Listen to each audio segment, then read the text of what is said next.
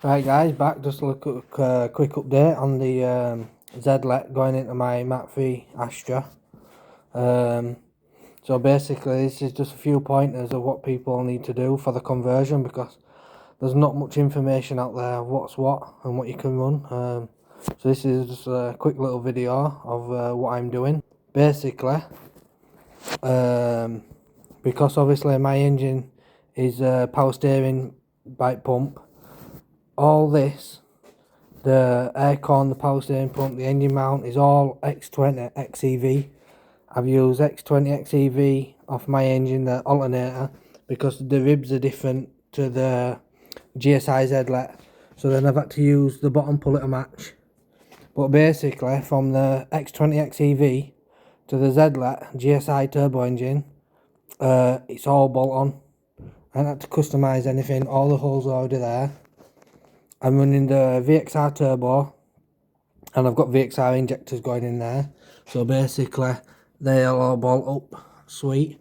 To get the turbo to fit this with the power steering pump and the engine mount brackets and stuff, just behind there, it's very hard to see. Let's move these gloves out of the way. I've had to shave the engine mount just a tiny little bit. You've got to take a little corner off just so you can get the turbo on. As you can see there, I've made it all clear now.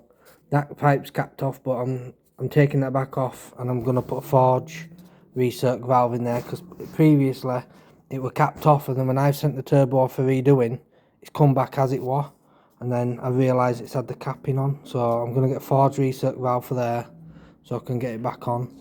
So basically, yeah, it's you use the X20 XEV mounts, so that's going on there. I'm running my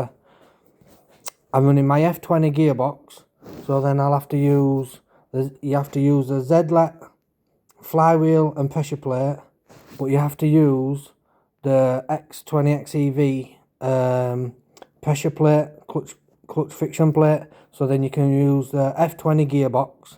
And then I'll be able to use my F20 drive shafts, and obviously my F20 mount will bolt. So basically this engine will just bolt straight into my Mat 3 GSI, which we're running the X20 XEV.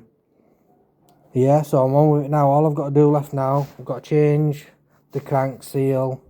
I've got to take the turbo back off so I can do the recirc valve, and then finish them back off, and yeah, it's ready to go in the engine bay, and then sent off for wiring loom. So yeah, it's a quick update.